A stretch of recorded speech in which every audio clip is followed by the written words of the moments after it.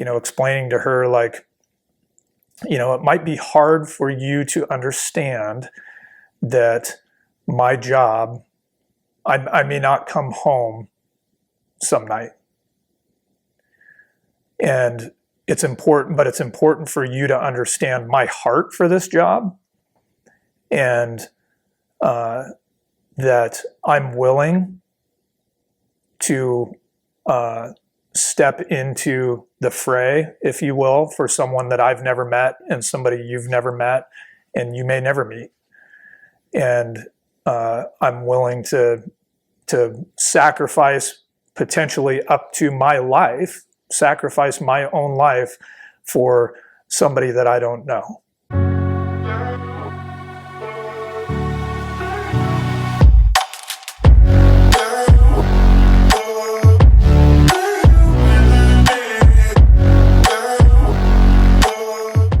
My name's Brian Chance, and I'm a captain with the Wenatchee Police Department in Washington State. Okay, and before we get to a typical question, can you kind of explain where Wenatchee is? Wenatchee is in central Washington, about 2.5 hours east of Seattle, across Highway 2. Okay, how big is, what's the population of Wenatchee, and how many officers are currently in your department? So the population of Wenatchee is probably about 35 to 37,000, and we employ 45 officers. Okay. And can you talk a little bit about growing up, Brian? Was there anything in your childhood that led you to law enforcement? So I grew up in Western Washington, over in Port Angeles, over on the peninsula. And there's no law enforcement in my family history. My dad was a dentist. My mom was a stay-at-home mom. And I had I guess what I would say is pretty typical childhood. Good, loving family, played a lot of sports, really active in the outdoors, and Port Angeles was a great place to grow up. Okay. So was there anything, how was school for you? Were you a good student? Yeah, I was a good student, always got good grades. I think the catalyst for me getting into law enforcement, if I were to really think as far back as I can remember, would probably be interacting during elementary school with the DARE officers when that program was still a thing back in those days. And what drew you? I mean, was there something about those DARE officers? Did the bling of the badge? I mean, what was it? Yeah, all that stuff. I think it's seeing guys in uniform, the badge, the gun belt with all the cool tools, and just the engagement from those guys. Seeing having them around the school and being able to ask them questions and look at their stuff, and it just was a really great experience. Okay. So did you go to college at all? I did. Okay. Yep. Yeah. I graduated from Port Angeles High School in '98 and immediately went to college the following year in Ellensburg at Central Washington University. Okay. And what was your degree in at Central? My degree at Central, I majored in law and justice, criminal justice, okay. And I minored in Spanish. And so while you were there, something drew you to law enforcement where you got in with Ellensburg PD? Yeah, like I say, from a very early age, I was interested in law enforcement. I was a very one-track mind all the way from middle school, I would say, through high school, where I was focused on becoming a law enforcement officer as a career. And so sorry to interrupt you. No. Was that a need to serve, or, I mean, what was that? Yeah, that's something that I've reflected a lot on. I think at that age, I didn't really recognize it as necessarily being a need to serve. I think that it was kind of an interesting, in 6th grade, I got Student of the Month. And I remember having a conversation with the assistant principal. And he asked me as part of the interview for the biography or whatever that, what do you want to do when you grow up? And I said, I want to be a cop. I want to be a law enforcement officer. And he kind of looked at me cross-eyed and he said, why would you want to be a law enforcement officer, Brian? He goes, you could do anything. Why would you want to be a cop? And I said, well, that's what I've always wanted to do. And so, like I say, that was kind of my one track. And, I carried that through all the way to college. I applied only to Central because when I was a senior in high school and looking at colleges that had criminal justice programs, I was told that they had one of the best or the best in the state, and that's the only place I even put in an application, and I knew that that's what I wanted to do. So once I was at Central, I learned that the Ellensburg Police Department had a reserve program. I had professors that were actually Ellensburg police officers for some of the classes once I got into taking classes within the law enforcement track or criminal justice track and learned about their reserve program. And at 21 years old, I applied to become a reserve police officer with their department. And what did you do as a reserve officer? As a reserve, they put us through an academy. I don't remember how many hours it was. It was several weeks, usually in the evening for 4 hours a block. Went through condensed versions, I guess you could say, of all kind of the typical training with criminal law, patrol procedures, defensive tactics, firearms, all of that typical stuff that we would do at the regular academy as well. And just started with them as a reserve officer. While you're working, you have the same authority as a full-time officer once you're trained and commissioned. And so it started out going through basically an FTO program with them, riding with officers during their shift and learning the job and doing the check-off list of tasks and learning how to fill out paperwork and run the radio and use the computer in the car and all of that stuff, the policies and procedures of the department. Once I completed that and had accrued enough hours of work, I had an opportunity to become a first-class reserve, which would actually allow me to go out on my own in my own car whenever I came into work. So wasn't assigned shifts or anything. I would just sign up to come out and ride with guys on nights that I was available or wanted to come out and work. So even as a reserve officer at 21, you had all the authority as a normal officer, patrol officer. Yep. Okay. Yep. And so explain that to me or unpack that for me a little bit. 21 years old. What are you thinking about? Oh, 21. I mean, looking back at it now, at 43, almost 44 years old, at 21 years old, I didn't know what I'd gotten myself into, I don't think. I look back at it and I think, man, that is really young to be given that responsibility and that authority.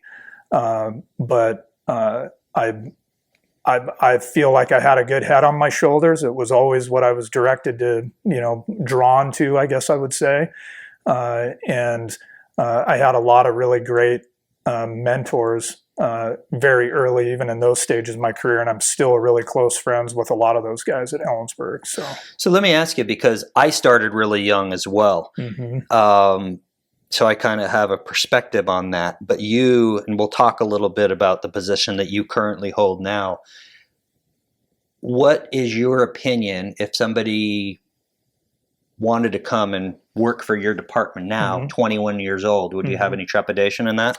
No, I don't think so. But I think through the hiring process, you're really looking for that they have their head on straight, that their motivations are genuine, that their motivations are positive for getting into the job.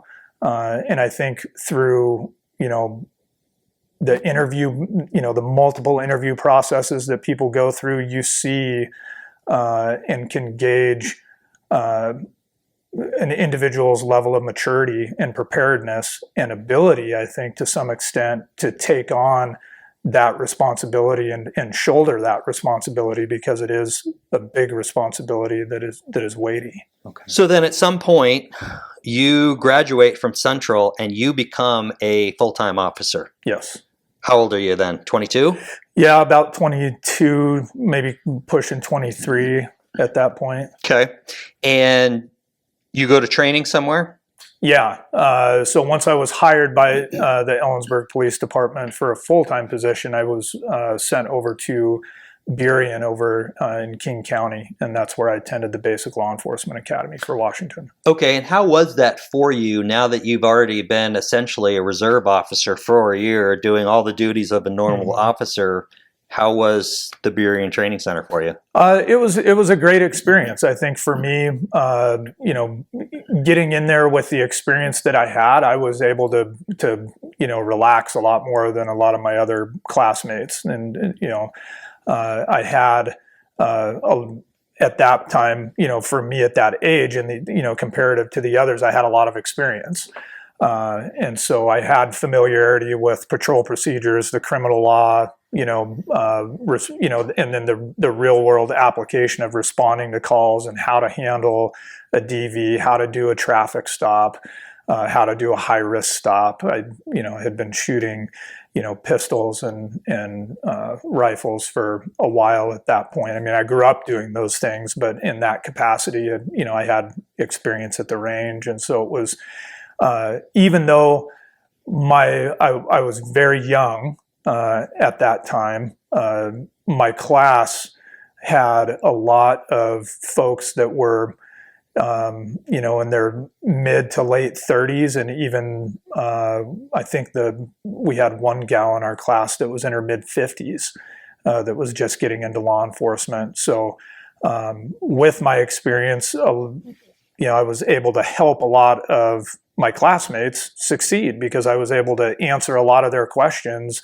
even during the off time when we were studying and things like that. So I'm curious, at your age, at 22, 23, going through the Burien Training Center, did you ever see any recruits there that you're like, I don't know if you're going to make it, that maybe this is the wrong choice for you? Did you ever see that? Yeah, I mean, I'm sure that I did.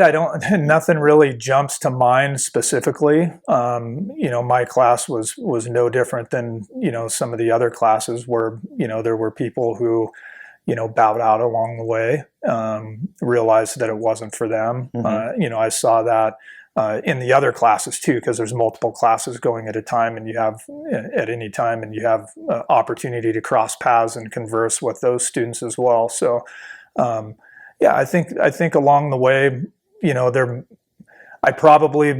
were probably some people that I looked at and thought, man, this is going to be a challenge for you. I don't know that you understand what you've really signed up for. And even if they finish the academy, I think, it's still interesting to kind of research some of those folks and see, who's still in it, or you hear stories through contacts, staying in contacts with other classmates and stuff about people who left, or for a variety of reasons. So yeah, I think that's pretty typical. How does it work today, Brian, in terms of, does everybody in the state of Washington go to Burien for training? Not necessarily. Actually, Burien is the main training center for BLEA, for Basic Law Enforcement Academy for the state. But there is a training center over in Spokane as well. And they just recently expanded and opened a small campus in Pasco. And so the state is actually shifting towards a model of having several smaller satellite campuses dispersed across the state to provide more opportunity and easier access for particularly agencies on the east side, because Burien, if you're from Spokane or a small agency somewhere else in remote eastern Washington, driving to Burien and being away from your family is a big deal. When you're gone for 18 weeks and maybe or maybe not able to travel home on the weekends, due to timing or what you have going on at the academy or whatever's going on at home. Yeah. They're kind of changing that model, but they're literally just in the process of kicking that off. And the first campus they opened was Pasco. Okay. Ellensburg PD, when you're working there, Is there a typical, you worked there for about 3-ish years? Yeah, 3.5 years. Was there a typical call that you'd see there? Well, it's a college town. So, we dealt a lot with 18 to 25-year-old college students. So lots of off-campus housing, apartment complexes and things like that. So if there were a typical call or demographic that we dealt with the most, I would say it was that 18 to 25, and it was, loud party calls, underage drinking party calls, and things like that. And so, how were they to a law enforcement officer? It depended. I mean, there were definitely, you always got the folks that are going to be disrespectful when you show up at the calls, but you always got the people that are fine with you being there, and that was typically dependent on age. If they were of age to be drinking, they were usually more friendly and didn't immediately run when they saw you walking up. But yeah, I think at that age, dealing with 18 to 25-year-olds, you definitely get some attitude, but that's part of the job. Right. So I think in law enforcement, you have to be prepared to deal with potentially having attitude from anybody. Right. A kid, 10 or 12 years old could give you attitude just like a 18-year-old kid or a 45-year-old man. So let's talk a little bit about that, because you're pretty young as you're starting your career in Ellensburg. How did you deal with belligerent people? I have found that in my job, I have a lot of patience, and I can let a lot of stuff roll off my back.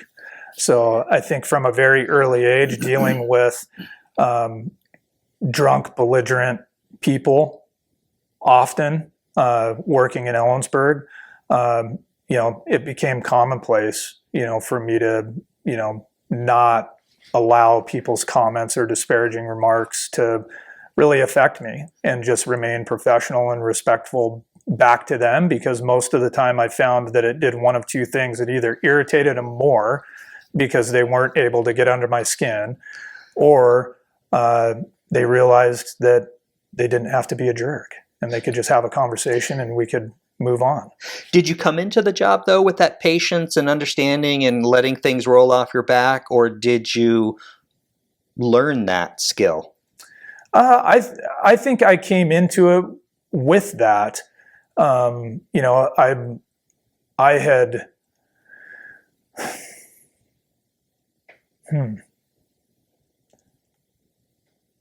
I think that from the beginning, I knew that was going to be something that I would face, and I was already mentally prepared for it. I mean, like I said, growing up, I believe that I was always a very respectful kid. My parents taught me to be respectful and taught me to work hard, and so. When I went into that, I knew that there were people, because, just in the very little life experience that I had, I knew kids in high school that were not respectful to teachers or administrators or, adults in general. And those weren't people that I hung around with. Those weren't people that I necessarily associated with. And so, it was never a question of, for me, I never had the concern that I was going to let somebody get under my skin and I was going to lose my temper, especially at work, once I was a law enforcement officer. And I think that was something that I possessed before I ever put the uniform on. Okay. So 2003, you're working at Ellensburg. You worked there for about 3 years. And at some point you decide to go to Wenatchee and work for Wenatchee PD. Yep. What was the decision? Why did you do that? I did that because at that time I had been dating my now wife for about a year while I was still working in Ellensburg, and she had recently graduated. When we met, she had recently graduated college and had moved back home here to the Wenatchee Valley and had a job up here, and we had dated for about a year, and we had talked about the possibility of, we talked about furthering our relationship, and that was going to require one of us to move. And the question was, are you going to move to Ellensburg, or am I going to move to Wenatchee? And ultimately, that was what got me thinking about it, was that relationship with my wife. But ultimately, the decision that was made, I saw Ellensburg. When I started at Ellensburg, I'd have told you, up to the time I met my wife, I'd have told you I was going to retire in Ellensburg. But when I met my wife, things changed, and I considered the possibility of lateraling, and I decided that that's what I wanted to pursue. It was a larger department, more opportunity for specialty assignments, potentially, down the road, as I looked at, what I wanted out of my career, more opportunities to promote. And, so those were, I think, the motivating factors for me at that time. Give me the difference between how big Ellensburg PD was compared to Wenatchee PD. So when I was in Ellensburg, we had 21 commissioned officers. And at the time that I came here to Wenatchee, I want to say that they had around 36 or 37 commissioned officers. Okay. So you get here to Wenatchee. I take it, we discussed this. You did not have to go back to Burien. You were already an officer. You just started. Yep. Any sort of FTO program for you? Oh, yeah. No, so I didn't have to go back and do the full academy over again, because that academy commissions all law enforcement in Washington State, with the exception of State Patrol. So I didn't have to go back to the academy, but I still had to go back through a full and complete hiring process. All the background stuff, all the poli-psych, all that kind of stuff before getting hired here. And then, yes, I went through a full FTO program after starting here. And at that time, they had actually just transitioned from the FTO program to what they called the PTO program. And I think I was actually the first, or one of the first, to go through that. I know I was the first lateral to go through that. So give me an acronym. The FTO is field training. What's PTO? Police training. Field training officer, police training officer. Why change the name? Yeah. No, the police training officer was more of a adult-based learning principles were applied in that. So a lot more self-evaluation, and things like that. Those were really the primary differences. Okay. So when you got here to Wenatchee, did you notice a difference in the types of calls that you were getting between Wenatchee and Ellensburg? Yeah, for sure. I mean, I wasn't dealing with college students. I wasn't working in a city that had a college that had 8,000 young adults at it. So, the demographic immediately was different. A lot more,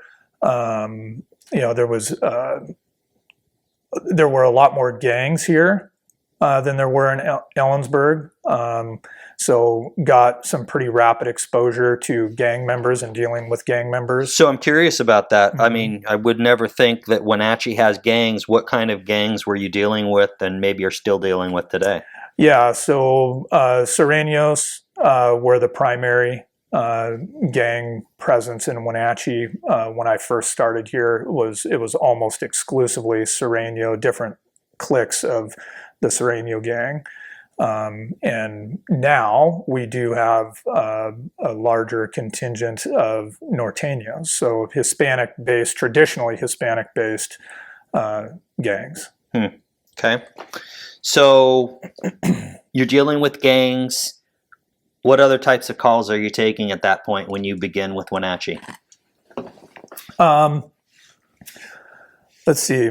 The domestic violence is always one. I mean, we had that in Ellensburg too. I think the biggest difference for me was I was dealing with a much wider variety of calls for service in Wenatchee, and a much higher volume of calls for service. Have the types of calls changed over the years? Are you getting the same types of things now that as opposed to when you started? Is there more violence? I mean, or is it, no, it's just pretty much the same? No, I think that I think that in general, the types of crimes that are committed are relatively the same. Okay. I think, with the current, with changes in law that we're dealing with currently in Washington, I think that we deal with, different social issues a lot more now than we did then. Homelessness, the transient population. Do you have a transient population Yeah, here? we have a much larger transient population now than we did when I started in Wenatchee back in 2006. Why do you think that is? We have always been a hub for services. And if you have the services, people will come. And that combined with an expansion in some of the services and the change in laws, I think that we have seen an influx of folks coming here to receive services, maybe. Okay. But I think it's just a change in law where it's becoming more. I don't know if accepted is the right word, or more accepted or more tolerated.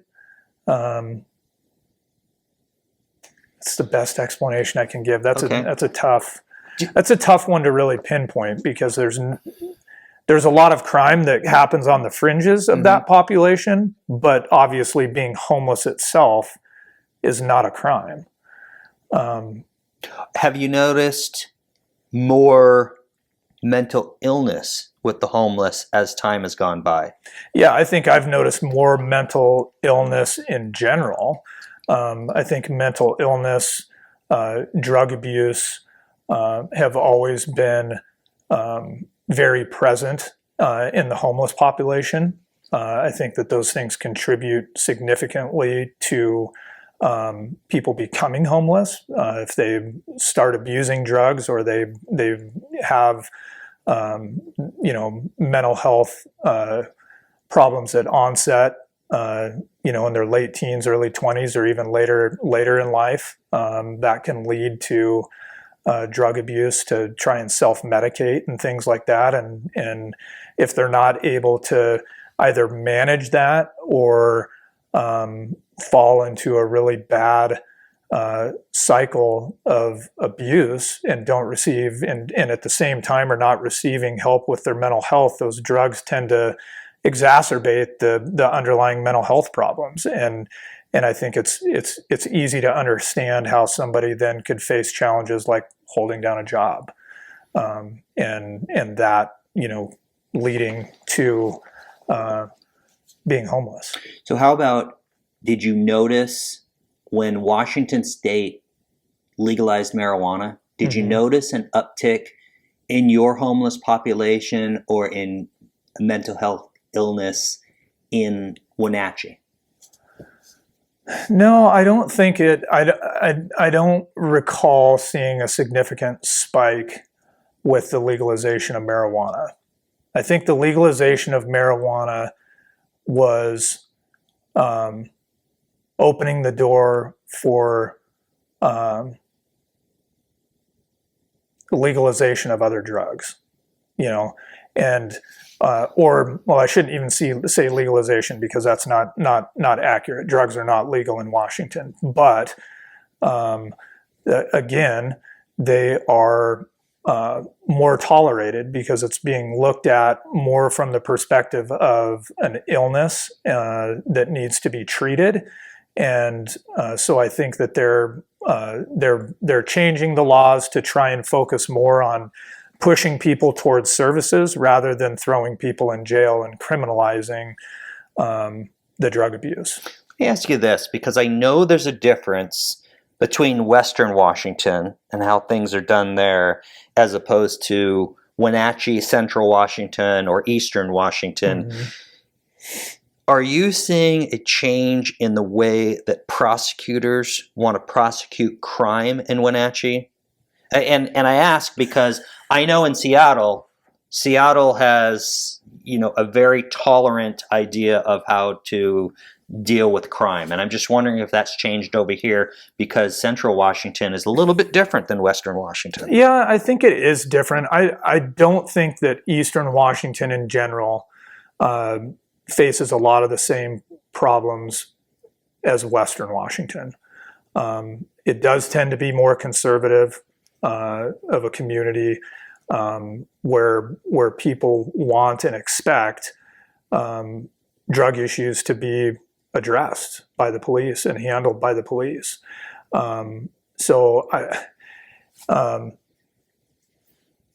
Prosecutorial wise, I think there's a lot of factors. I mean, currently,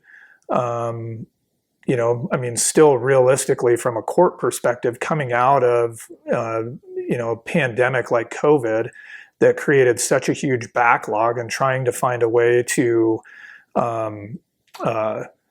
move through that backlog while crime is still occurring and life is still going on, if you will, in terms of, law enforcement and crimes being committed in a community. That stuff didn't stop when courts were shut down. And so you had a huge backlog of stuff that was created.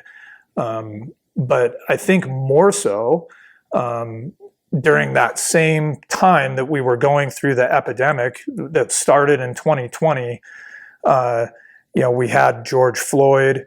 There were a lot of national incidents that were drawing a lot of attention. And here in Washington, we had those same issues were issues here. They were here in Washington. I think they were more amplified in Western Washington than Eastern Washington. But during that same time in Washington State, there were a lot of the law changes that occurred in 2021 when we were still in COVID, and the legislature was in session, but nobody could actually be in the same room, and everything was being done via Zoom calls, even for our government. That's when a lot of the drug laws and the laws related to homelessness or the laws surrounding homeless issues or criminal issues that come with that or surround that population, I guess. I want to be careful with my words a little bit there. Mm-hmm. But then on top of it, with this George Floyd incident and others that were grabbing national attention, in Washington, there were significant changes to use of force laws, and when we could use force, when we could pursue a fleeing vehicle, all kinds of different things. And all of those things occurred in a very, very short period of time, but they were extremely impactful to law enforcement in Washington State. So I think it's all of this stuff that was piled on all at once within a year or 2 year time span, and then coming out the other end of it and really starting now in 2023 and even in 2022 to see, the impact of a lot of those changes. Okay, that's interesting. Okay, your career, getting back to your career. Yeah. And not so many social issues here. You start on patrol, and eventually you start doing what would be considered specialty units, and it was one of the reasons why you moved from Ellensburg to Wenatchee to do that. Yeah. What's the first specialty unit you get on? So the first specialty unit that I got on was the Chelan County Regional SWAT Team. Okay. What kind of calls does the Chelan County Regional SWAT Team handle? There, as a SWAT team, we handle higher risk calls that often involve subjects that are wanted for committing violent crimes, often involving weapons, and things that would require additional manpower and tools to resolve whatever that situation might be. So. Any interesting stories that people might be surprised that a SWAT team in a, I don't even want to say smaller community, because you guys are kind of a medium to large size community, but any surprising incidents that you had to deal with that people might go, oh my gosh, I can't believe that you guys had to deal with that? Well, I think in general, one of the things that I learned, and this is, kind of holds true for law enforcement in general, what I found after getting on the Chelan County Regional SWAT team and being in a bigger community than I originally started my law enforcement career in, but still a small community relative to many others in the state of Washington, I think it surprised a lot of our citizenry to even learn that we had a SWAT team. I mean, in those early years, I would guess, maybe we were going to 8 or 10 calls a year. So not, by no means are we a full-time team like in Seattle or, Houston or, any other big metropolitan area, across the country. But we still did have special training. We had the capability to use tools that weren't, available just to general patrol officers. Right. And we had a team of people, 14 or 15 people that could come to assist with a situation that had evolved to a point where patrol didn't have the manpower or the tools to resolve it. Okay. All right. 2011, you become a detectives in persons crimes. Yes. Is detectives a promotion, or how does that work? No, it's not technically a promotion at Wenatchee Police Department. It's considered a specialty, and it's a temporary assignment that is typically 3 years, and then you rotate back. Did you choose to be? Were you given a choice of, hey, you can be a detective in this unit, this unit, this unit, or did you choose, hey, I want to be in persons crime? So at Wenatchee Police Department, we have 4 detectives, and there's a persons crimes detective, there's a property crimes detective, a fraud detective, and then what we call a generalist detective. So they get a little bit of everything. And when I went into detectives in 2011, the persons crime detective position was the position that was available and was held by a good friend of mine, who was also a teammate on the SWAT team. And so he actually encouraged me, because I knew I wanted to get some detective experience, and he encouraged me to put in for his position as he was rotating out, because he felt that I was well equipped to be able to do that challenging, unique position as a detective and handle it well. What type of crimes are you handling as a persons crime? So in that position, I primarily investigated sexual assaults, primarily dealt with victims that were children of physical abuse or sexual assault. Typical age was there? I wouldn't say there was really a typical age, but I did cases that involved infants under a year all the way through teenagers. How did that affect you? It was, when I look back at that, I often describe that as probably one of the most challenging positions, but at the same time, one of the most rewarding positions that I was ever able to hold. Anything that stands out to you about dealing with sexual assault of children or of people during that time? I wouldn't say that, I remember during that time, I remember just constantly asking myself how somebody could victimize a child in that way. And it was tough. I didn't have kids of my own at the time. I actually had my first child my last year in detectives. And so I think as I was rotating out, my perspective probably would have been different had I had infant children or young children myself. But I didn't. And I think that benefited me to some extent. But I remember that kind of being the most pronounced feeling or question that I had during most of those investigations was just how could a parent or an adult entrusted with the care of this child physically or sexually abuse them. It was hard for me to wrap my mind around how somebody could do that to a kid. Were a lot of the cases that you investigated having to do with the parents or somebody related to them?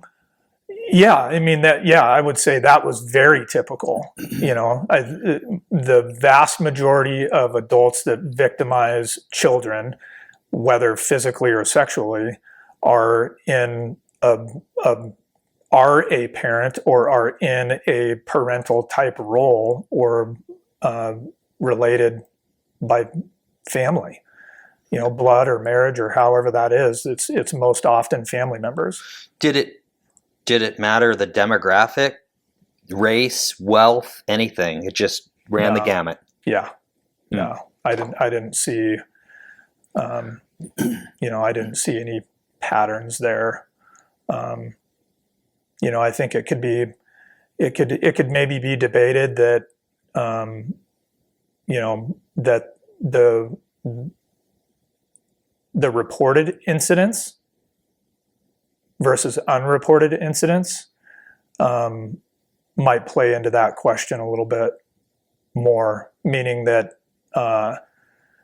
reported incidents that I actually investigated probably involved, lower income, I guess. But I investigated cases with people that definitely were not low income, that were very well educated. Investigated cases that involved, families that were, very involved in religion, their church, whatever religion they were members of. I mean, it really did run the gamut of demographics, I think. I noticed that you said 4 detectives from Wenatchee PD. Yep. And I didn't hear you talk about homicide. No. And no homicides happen. Who covers those type of homicides? The entire detectives unit does. So basically, homicide happens, it's all hands on deck. Yep, for sure. How often does that typically happen in Wenatchee? Maybe 1 a year. Okay. 1 to 2 a year. So pretty rare. Pretty rare. Yep. Okay. Pretty rare. So at some point, you start to get promoted. Yes. Okay. Just for the audience, can you run, because every department is different in terms of the hierarchy. Yeah. Give me the hierarchy for Wenatchee. How do you start and then all the way up to chief? Okay. So we have officers, corporals, sergeants, captains, and a chief. Okay. What makes you decide, I no longer want to be a detective or a patrol, I want to start promoting up the ladder? I think it was opportunity to have influence, and by influence I mean influence on individuals within the department, but also the hope to be able to influence the department as a whole and kind of the direction that we're going. So was there any of the thought process of, this is jacked up and if I was in that position I'd do it differently, or no, you just kind of wanted to be in a position to help? Yeah, I think it's both. I think there's definitely some well, if I don't take it, then who's going to take it? Or if I don't take it, then I know that guy's testing or that gal's testing, and I'd rather not work for them. So maybe I should test.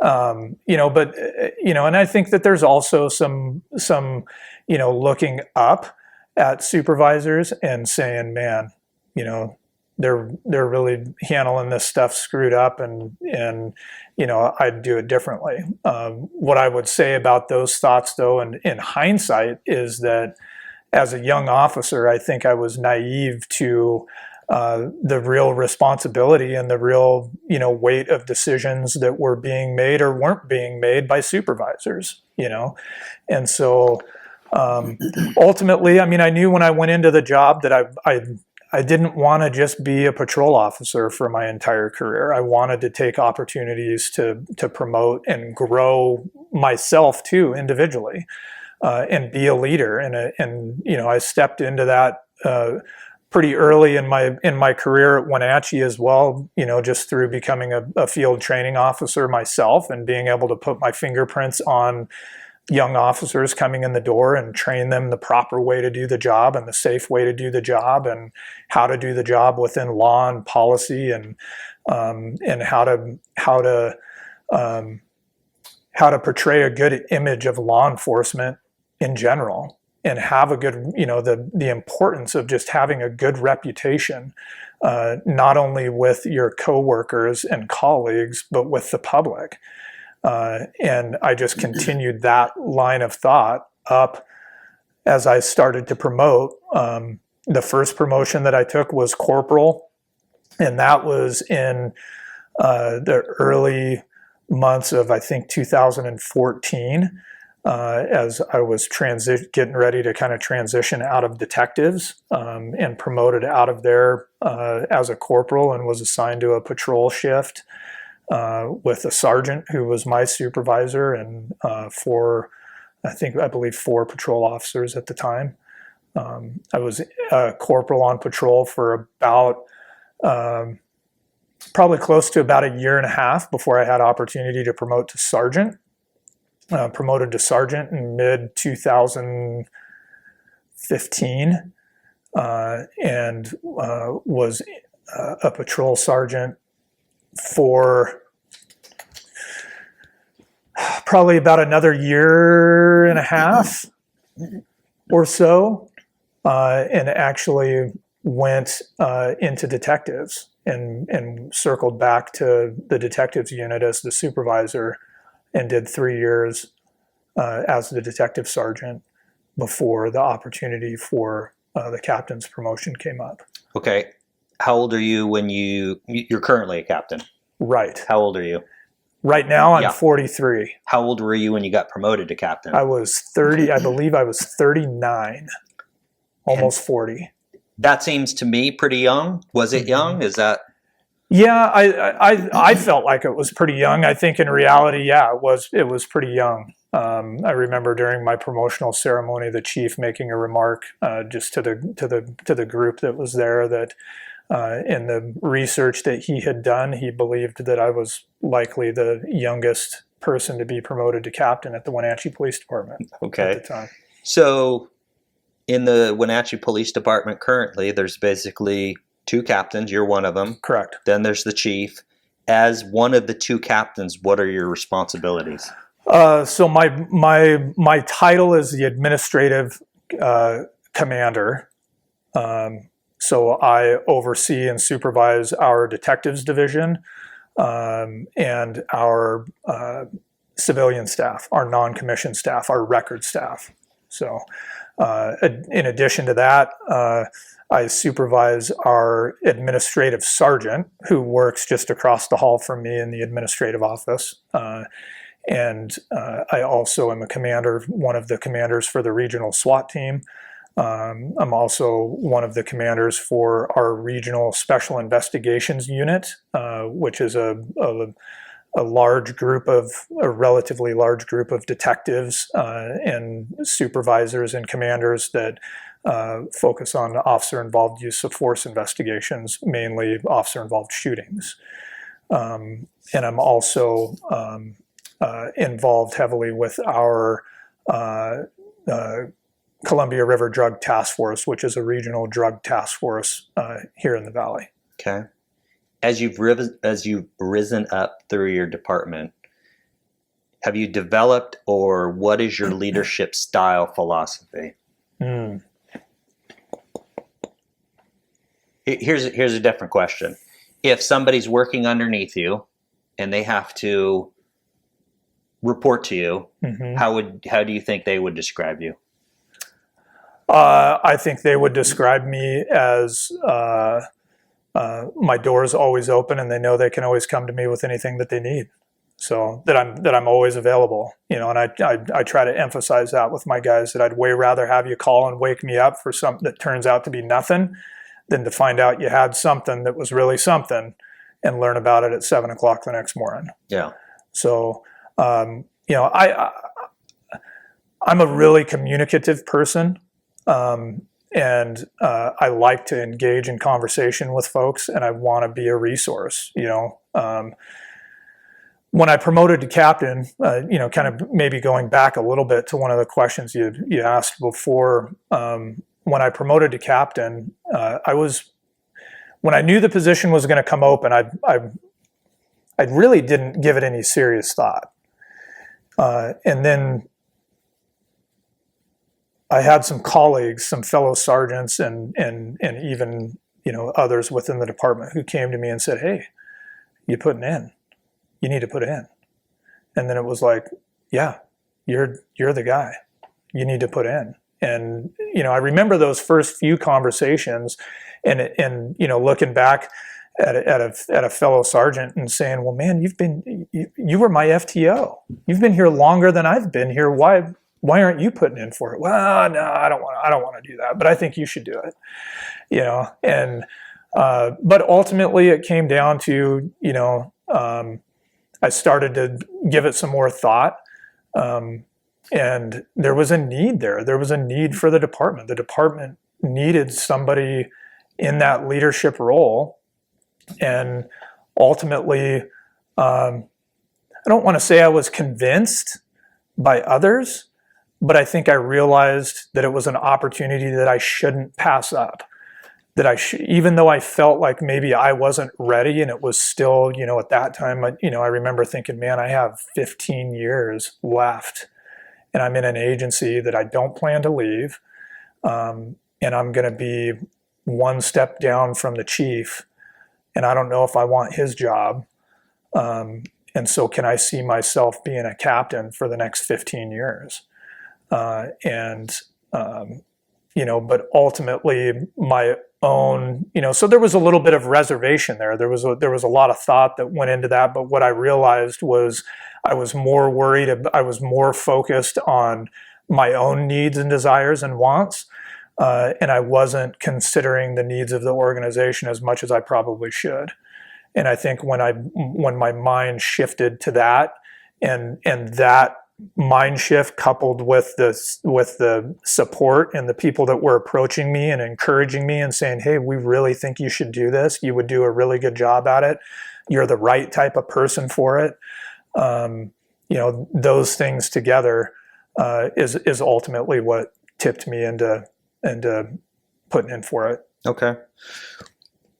Wenatchee Police Department, describe to me, in some cases, I talk to people in sheriff's offices. Mm-hmm. And when there's typically sheriffs are in an elected position mm-hmm. every 4 years or whatever it is, and then a new sheriff may get elected, then the deputy sheriff, who's essentially, I guess, would be sort of your position, you're out, he gets a new guy in, everything else. How does it work with Wenatchee PD? Is the chief, I'm assuming it's, everything's sort of political, but he's appointed, mm-hmm. and so it's not a situation. Well, let me ask you this: if a new chief came in, would you keep your position, or could he have the ability to come in and go, "Dude, you're back to being a sergeant"? No, he would not have that ability in our structure. There are some police departments that are structured that way. Okay, but at the Wenatchee Police Department, our captain's positions are civil service positions.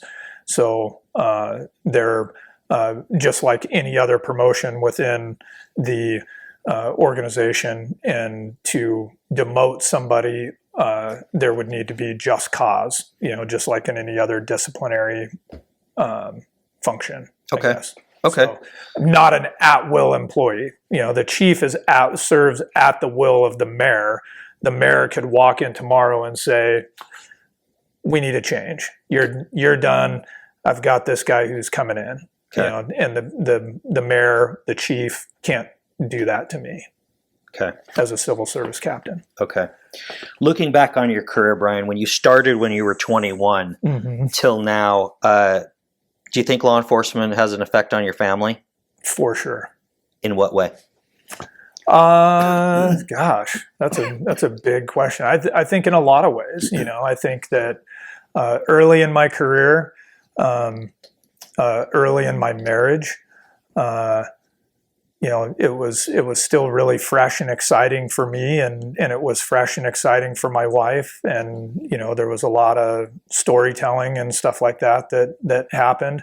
But pretty quickly with, coming here to Wenatchee, the reality of being married to a police officer set in for her,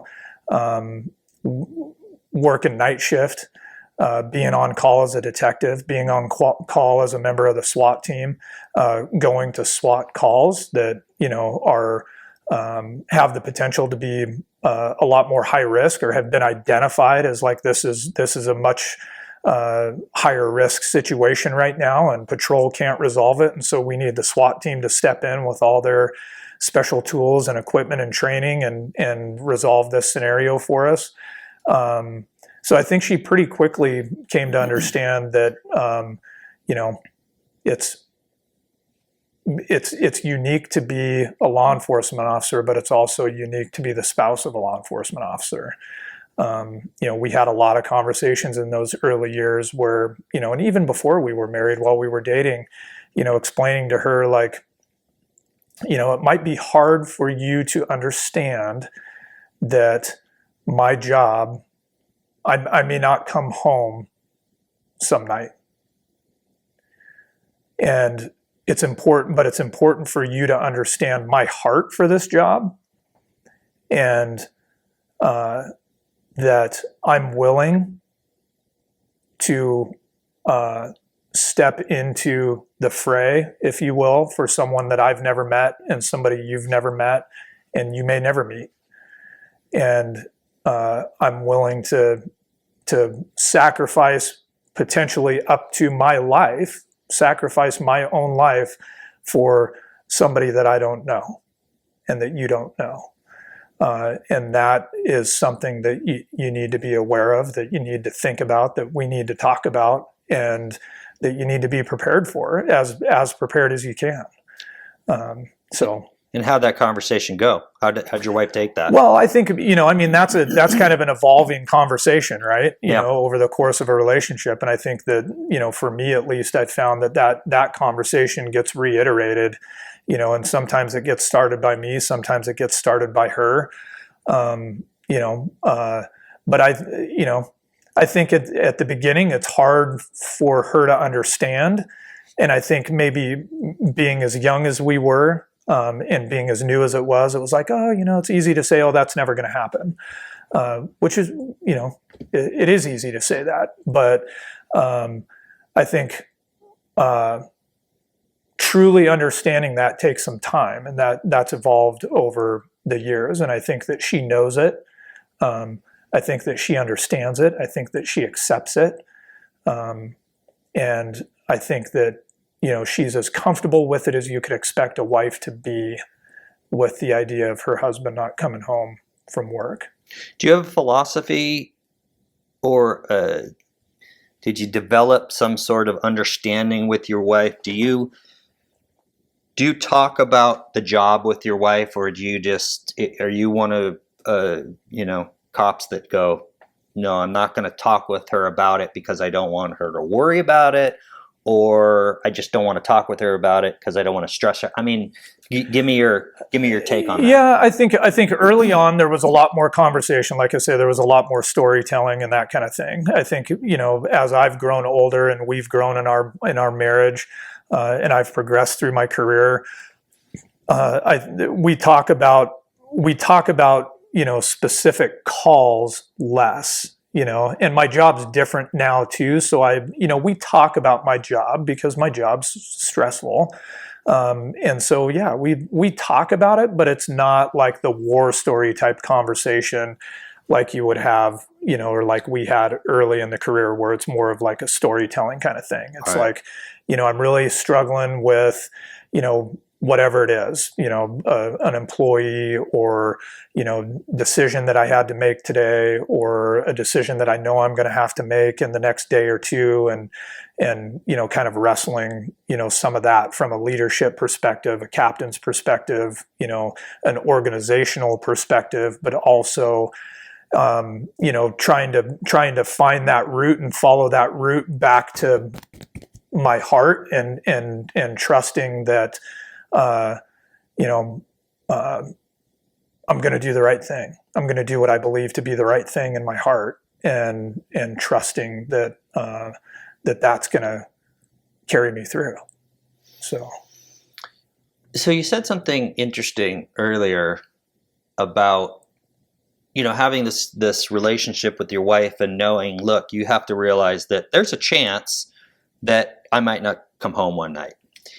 And I think everybody in law enforcement kind of thinks about that. Mm-hmm. But, as you said, it's like, look, realize that I might not come home one night because I've sacrificed my life for somebody I don't even know. Right. Where do you think that comes from? Where do you think, and I know you can only speak for yourself. Yeah. Right? Yeah. No, I look back, you kind of asked that question, when earlier conversation when I was a kid, and I don't think I definitely didn't identify it then, but I think that what I have come to realize for me is that I believe that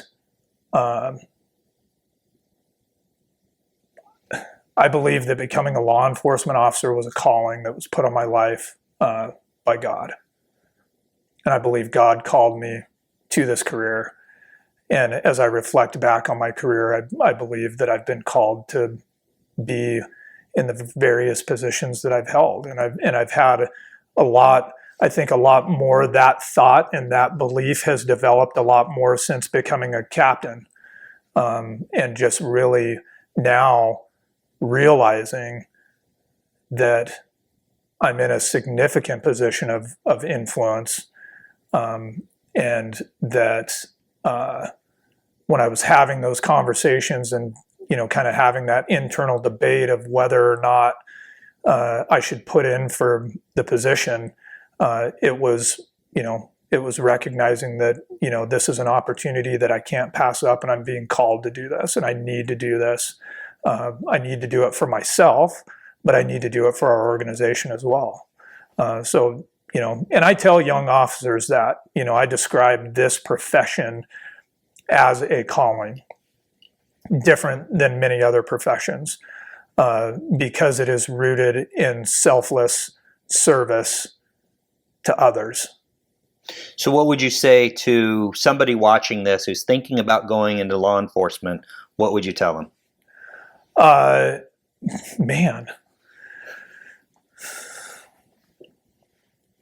And let me expound on that a little bit, because obviously in this day and age, and we're in a little bit different situation because you're in central Washington as opposed to western Washington. Yeah. But law enforcement in general is going through a down period, and hopefully it's going to get back up. So they're not looked at super favorably right now. Yeah. But obviously, like you said, some people just see it as a calling. Yeah. And I'd just like to know from your perspective, if some young kid is looking at this, should I do it? Yeah, I would say I've never discouraged anybody from it, but I've challenged them to really think about, as best they can in the position that they're at in that moment, to really consider why they want to do it and what they're getting themselves into. So, I always encourage them to, you need to do a lot of internal self-reflection and ask yourself, why do I want to do this? And you need to think about that a lot. And then you need to also talk to people who are in the career. You need to start to learn and get information from folks that have been there, and understand, and I tell them all the time, law enforcement is needed. We need police officers in every community across this country. And that need is not going to change because the political winds are changing or because people right now don't like us. It doesn't matter. that they don't like us in terms of whether we're needed or not needed, or valued or not valued. So we need you, and we need good people. And but I do always point out that with the way that law enforcement is viewed, or with the standard that law enforcement is held to, you need to really think about can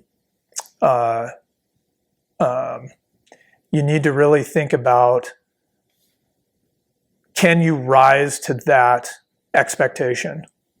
Can you live up to that expectation? Because we're going to dig into your background. We're going to find out everything that we can about you. And you need to be upfront and honest right now. Right now is your opportunity to tell us, is there anything that we're going to find in your background that you're going to be worried about? And I don't want to go too far down that road, but when it comes to it, I talk to people who walk in our door who are either in our process or have expressed an interest in getting into law enforcement or working for the Wenatchee Police Department, and I have an opportunity to talk to them. I talk to them about my own career, and I talk to them about, I believe that I was called to do this career, that this career is a calling that was put on my life, and that, I would challenge you to ask yourself that question of, why are you considering law enforcement? Why do you think you want to do law enforcement? Because it is unlike any other profession out there. And it comes with a lot of significant responsibility because of the authority that you have within our society. Twofold question for you about when you're talking to people that are thinking about going into law enforcement. The first is, and I know you can only speak for Wenatchee PD, what's the attrition rate in terms of how often do you have somebody that becomes an officer and for whatever reason goes, this isn't for me? And maybe it's 2 years, maybe it's 10 years. I don't know. How often does that happen? It happens occasionally, but I would say only occasionally. And you think that's a result, it only happens occasionally because of the weeding out process that happens during recruiting? Yeah, I think. I think for us at the Wenatchee Police Department, I have yet to see that 2 or 3 year person pack it in. Not to say that won't happen or it couldn't happen, but I have not seen that happen. I have seen people that have gotten into the career, and I've trained as a field training officer. I've been in the car with folks that realized, halfway through or very close to the end of their field training period that this job is not what they expected, and it's not for them, and they left. That's a decision that I always supported. And those were some tough conversations to have with people. That is okay. That is okay, because it takes a special person who has special abilities and a different heart and draw than a lot of other careers. Absolutely. Law enforcement is not like, I don't know, being, driving a garbage truck or being a construction worker. In my experience, it is not a career that people come into and leave because they realize they made a flippant decision. It's a career that some people come into, they definitely come into it and they realize that it's not for them and they leave. But I think in my experience, the majority of people that I work with have been here for the duration of the time I've been here, and they're not going anywhere. And I believe that is because we are called to this job because we have a different mentality, a different perspective, and a different willingness to selflessly serve and sacrifice our home life, our physical health, our safety for the sake of public and for the sake of people that we don't know. And I think that that's a unique thing. Again, I know you can only speak for Wenatchee.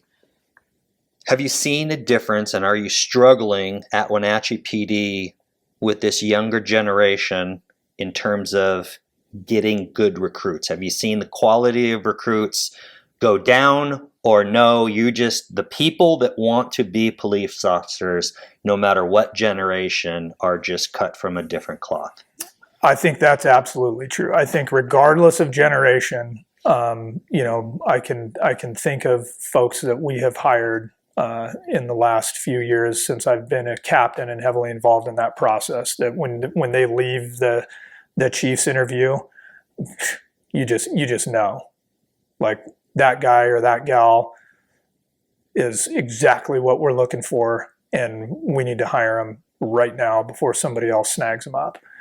I think that even more so now than when I was going through the hiring process, I think we have fewer candidates. I think we have fewer people that are interested in law enforcement, and I think that's definitely a result of the light that law enforcement is portrayed in. But I think that those people are still out there. I know they're still out there because I see them. I work with them. We hire them. We're looking for more of them every day. But the pool is small. And, we look at 10 folks for every one that we're like, that's the one. So, when I went through, when I look back getting hired at Ellensburg, I think I tested with 3 or 4 other people maybe. When I came to Wenatchee for a position that was open as a lateral officer, I can't recall if they had other entry level officers. In fact, I think we were all in the same pool at that time. It was entry level and lateral. It was the same process because they were handling it internally still at the time. And again, I think there was maybe 2 or 3 others that had tested as well, in addition to me. But you talk to guys from 1 or 2 generations before me. Like my chief, for example. You talk to my chief, who's been in law enforcement for 33 years, I think, at this point. He recalls testing with hundreds of people. You talk to people of that generation that tested for places like Seattle, and they were going to UW and filling auditoriums with candidates. That we're vying for 50 positions, but there's 1,200 people in the room. Yeah. Or 2,000 people in the room. So. Before I ask you the last question, if somebody's interested in working for Wenatchee Police Department, how do they get a hold of a recruiter? How do they go about going through the process? So you can go to the city website. You can Google it, and it'll be right there, City of Wenatchee, and hit the police tab and just follow it from there. You can call our administrative sergeant, Nathan Hahn, and he'll get you started in the process. And if you ask him for my number and email address, he'll give that to you too, and I'd be happy to talk to you. Okay. So, last question I always like to ask: can you look back when you started, when you're 21 years old, till now? Has law enforcement affected the way that you view people?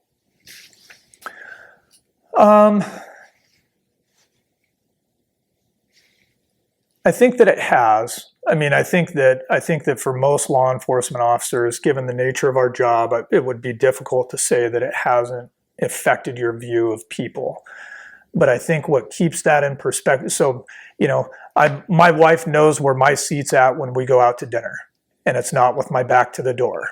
It's, in a booth in the corner with my back to the wall and probably not in front of a window, So yeah, it changes you for sure.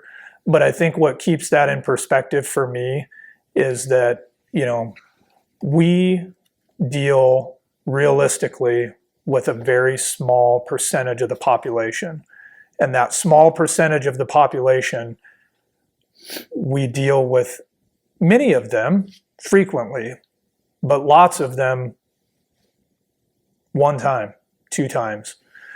Law enforcement deals with people probably on the worst day of their life. And when things are not going well for them, or, you know, for that person that we have frequent contact with, it's often related to, you know, life choices that they've made that have gotten them to where they're at, you know, with drug abuse or alcohol abuse, or, you know, whatever it might be for them. But I think what really keeps it in perspective for me is that everybody has bad days. Everybody could go through a phase in their life where things are not as good as anyone would want them to be. And people, regardless of circumstance, regardless of the choices that they've made, they don't deserve to be, you know, emotionally beaten down for it or ridiculed. I think that they deserve to be respected. And I've always tried to keep that at the forefront of my mind, that it doesn't matter to me what you've done to me, what you've said to me, what you've done to somebody else or said to somebody else. I'm going to do my job, which may include taking you to jail or doing other things that you don't like, that have, you know, but choices have consequences, actions have consequences, and I'm going to do my job.